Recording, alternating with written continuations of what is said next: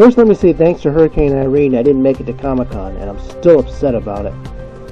Plus, not having the money to visit Connecticut this year. Hopefully have better luck with conventions next year.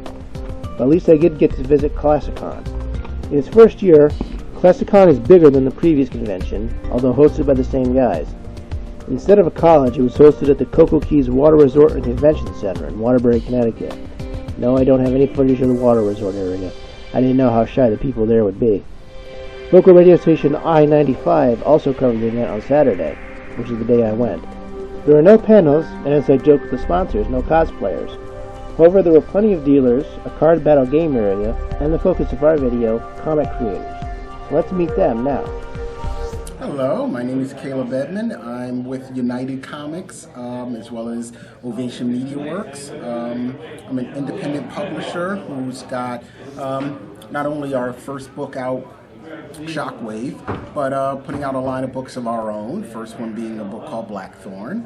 Right now, we just put out our first sketchbook.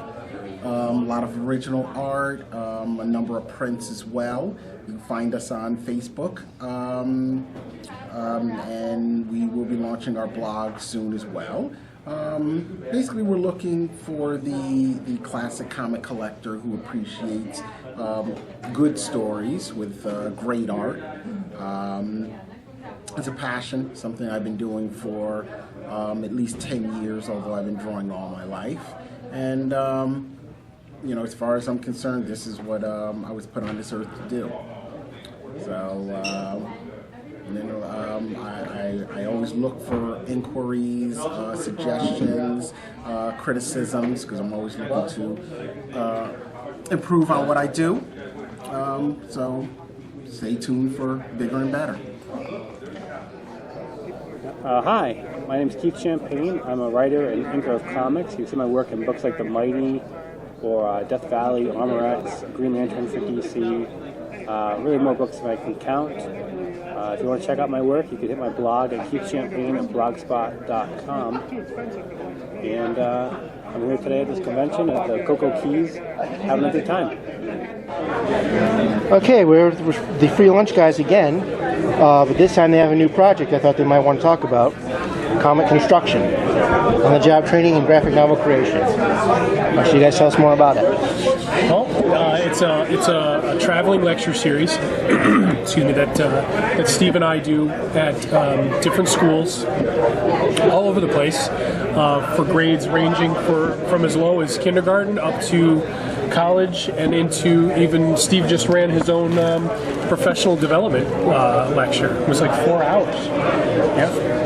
Basically what it is for the younger kids, we wear costumes, we put on hard hats and you know, vests and boots and all that stuff, and basically teach the kids how to make a comic page and how to create a character, and it's interactive and they have a lot of fun with it. And usually after the lecture we do breakout sessions, workshops, where they get to put pencil and paper and draw stuff for themselves. So you know, and that's the younger grades, and then as we move up, you know, the skills get a little better, and the instruction is a little more defined, both in the art and the story, and but that's basically what comic construction is. And where do you go to schools, libraries?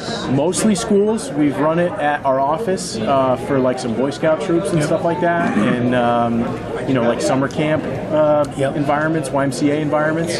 But basically anywhere where kids are interested in doing something really creative and you know, and a lot of fun, and they usually leave pretty juiced, so it's very rewarding. And you go all over Connecticut, or just in a particular area? We will go anywhere.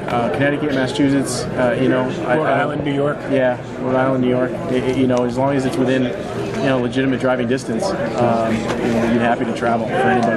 And we've done like very elaborate circuits, like over in East Windsor. And we taught, or we did the lecture for every category of school in that district, from high school, elementary, middle, and the teacher's professional development. So there's really no age category that we won't do this for. Yeah. And it's really cool because we use the construction metaphor, so it's not like, like we go through all the different steps for drawing, steps for writing, steps for assembling a page, and it really makes a lot of sense for the kids because they're not, they don't get overwhelmed with having to do, Matt can draw anything in 5 seconds, but we really break it down, and I think they really get it, and they really feel a sense of accomplishment when they're done. Do you publish any of this stuff online, like the Tumblr site or on your own site? Or when you mean publish what stuff, like the kids' work? Yeah. We've been commissioned by there's a couple schools where if it's a more in-depth workshop formula, we'll actually collect their artwork and assemble it into a comic form. Oh. Yeah. And we sell those we do that as a service for the parents of the children so they can see their work, and they'll buy multiple copies to distribute amongst their families and such. But it's not something for public consumption. Yeah, because it's their copyright, it's their work. It's kind of like a publish on demand thing. Yeah, basically. Okay, that's pretty cool. It is. It's a lot of fun. It's very rewarding. How long does the course usually last for?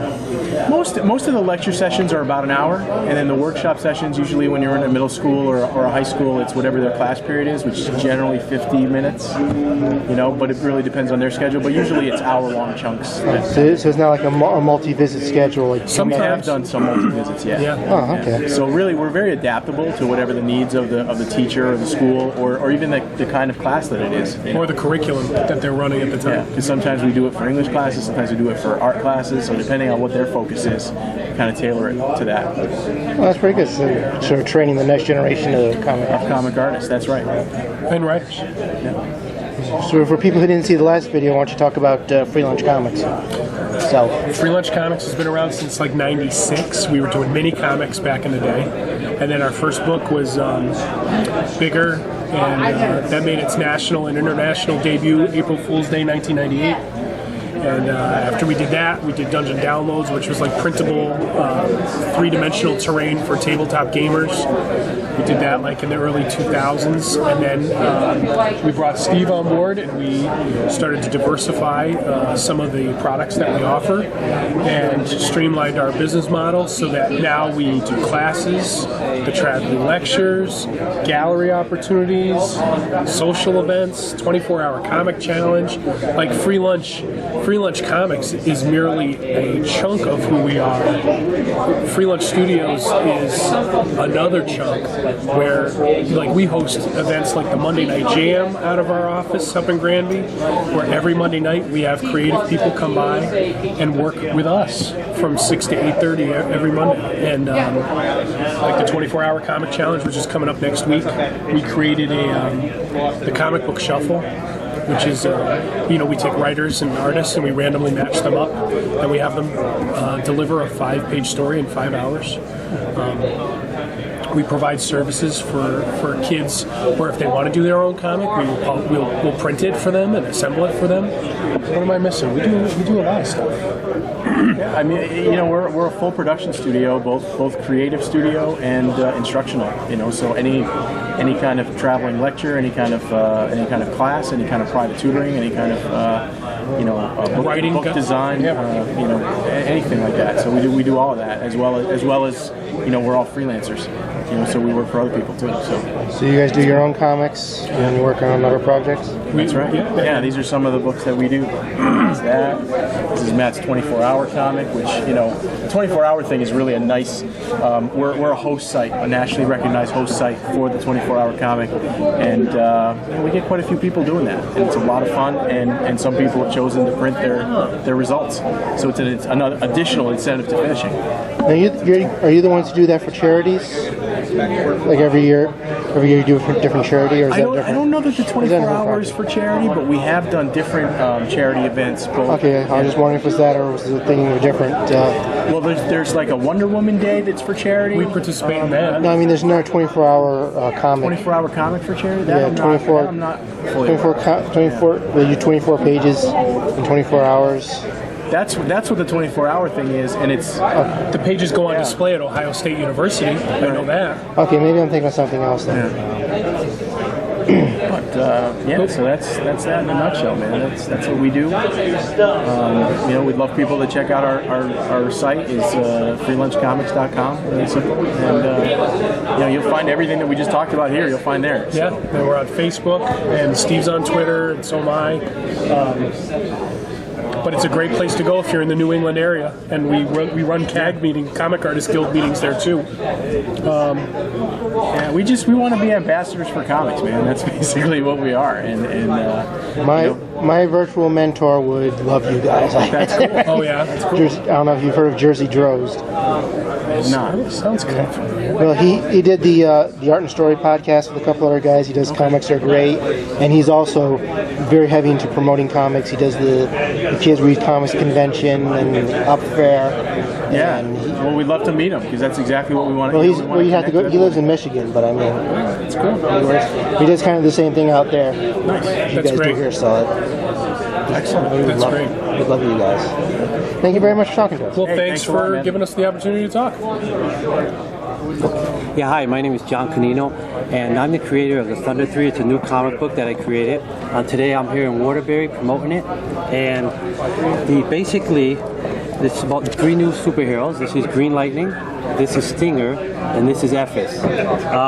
It's pretty much mainstream superheroes, and I know it's difficult to try to, break into mainstream new superheroes because you got Marvel and DC pretty much own the market on it. But anyways, I'm attempting it, and my general audience is teenagers and adult groups. It's not really pre-teenagers because there's a lot of graphic in it and some violence and suggestive themes. So I don't recommend it for children under 13. And pretty much, if you like to subscribe or read the comic for free, it's on Webcomics List, and the website is www.thunder3.com. Is there something else I can? Can you tell us a bit more about the comic? Okay, yes. Okay, basically, this guy here is named Ephes, and he's created in a laboratory approximately 10 years ago from 2 people. One of them is scientist Robert Maxwell, and the other one is General Stephen Chase. And things go awry, and they end up basically killing themselves, and they're stuck in an underground laboratory, and nobody knows about them. But 10 years later, in the future, they find them, Stinger and Green Lightning, which Stinger is the son of Robert Maxwell, is Jason Maxwell, and Green Lightning is a doctor, Dr. Kelly. And Dr. Kelly owns the cabin, and eventually they both find Ephes, and the story goes on and on and on. They try to find Ephes' origin, and they have to go to Egypt to find it, and they eventually find the killers of Green Lightning's wife, which is Dr. Kelly. And it's easier to read the comic than me to explain it because I'm not good at explaining things sometimes. And basically, you got the website, and I appreciate it if you take the time and look at it. And you can leave feedback anytime you like, and you can contact me, and I like to respond to every email that I get, especially if I have the chance. And right now I do, because it's not that famous. And I thank you for listening. You know who this man is? Even if you never saw his face, you may know his work. You'll meet him in our next video when we chat with comics legend Frank McLaughlin. For now, I want to thank Legends of Superheroes for this invention, for the great guests, and for allowing me to film. I won't be visiting any cons for a while, so after the next video, we're back to reviews. The hosts are hoping to have panels in the future, but they did have a nice con, and I hope to go next year. You should consider it too, but for now, that's all from Classiconn.